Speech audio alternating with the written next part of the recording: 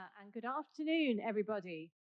Have you noticed the sense of humour that Dustin has? Because we had the beginning, which Her Majesty talked about, and he gave me this tiny topic, past, present, and future. But I'm also the second to last speaker, so I thought my job really is to kind of tie us all up together, because we've had very diverse presentations, and I'm about to try and pull off this magic trick now. And that's with a simple question. Do you have big feet? Michelangelo had enormous ones, as did Shakespeare, Cervantes, Mozart, Jane Austen, and Ella Fitzgerald. You might have tumbled to the fact that I'm not talking about literal shoe size, but the imprint these creative people have left on world culture. We've heard about the necessity of reducing our carbon footprint to stave off climate change, as we were talking about this morning. And of course, that is vital. But today, I want to talk about how we should aim to have a really, really big creative footprint, as big as we can manage. And we've had many examples of that in this room today. But why? Well, being creative is part of realizing our full potential. The very first attribute demonstrated by God is that he is creative. So that makes us creative beings. It follows that it is our responsibility to cultivate our garden, which is our creativity. My name is Julia Golding. I'm a novelist of over 60 novels for adults and children. I'm a newly fledged screenwriter under the principle that you are never too old to learn a new skill. And I'm also the founder and director of the Oxford Centre for Fantasy, a creative centre dedicated to J.R.R. Tolkien and his fellow Inklings, most notably C.S. Lewis. Many of my examples of a creative footprint will be taken from the Inklings, but the concept applies to all writers. My doctorate is in the writings of the English Romantic poets who lived at the turn of the 19th century. Actually, Italy was not very good for most of them, because there's quite a few of them who ended their days here, like Shelley and Keats, but they loved Italy.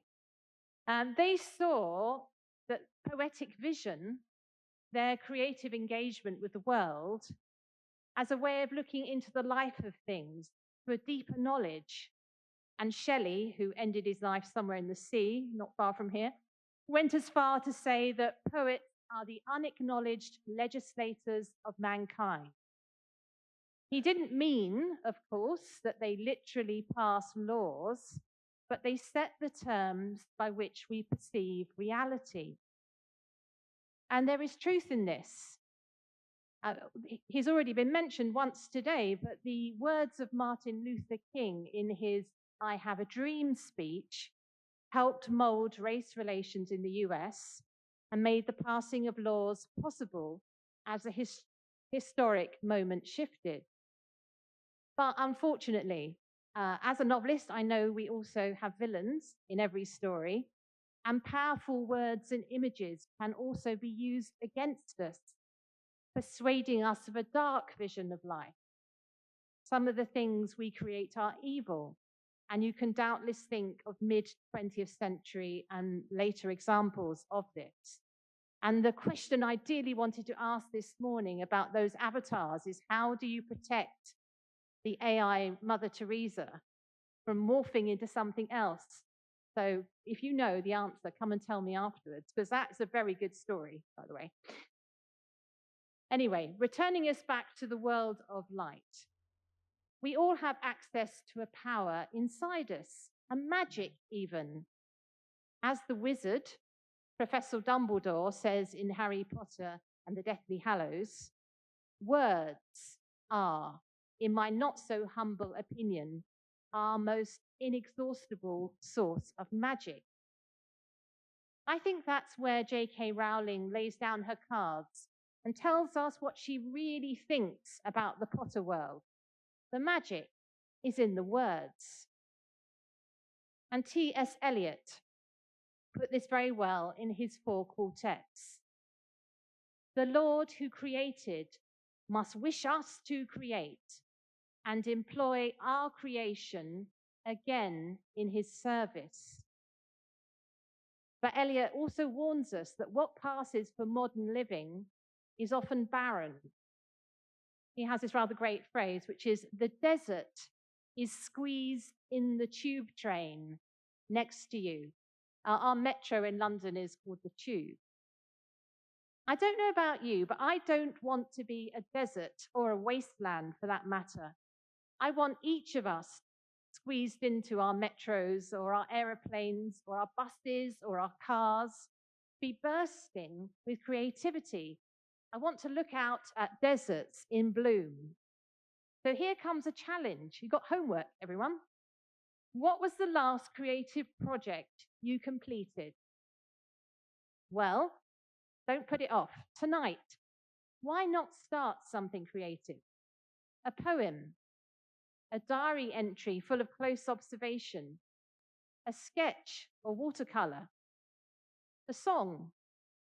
You might want to make a start on that fantasy opus that you've been brewing.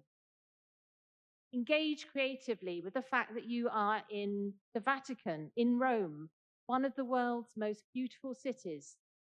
This is to remind you that you are a creative soul. You don't have to have the stamp of approval from an audience because the value will be primarily to yourself to start with. But how to start? The agony of the empty page. I haven't put anything on it yet.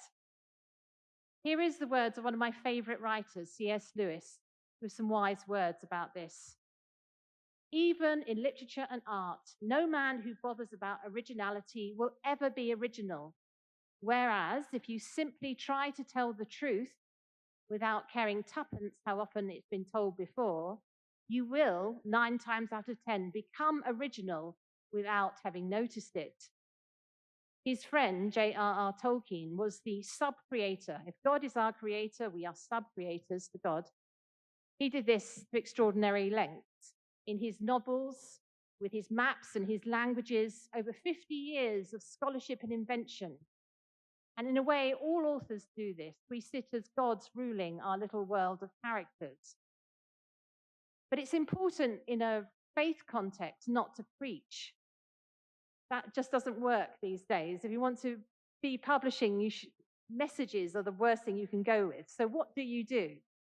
How do we embed values and beliefs into what we do without preaching? One way is to see it as a kind of basic program, like those underlying the CGI creations and the avatars and others, a skeleton which you can perceive if you strip off the later layers of design and animation. So you look for the substructure.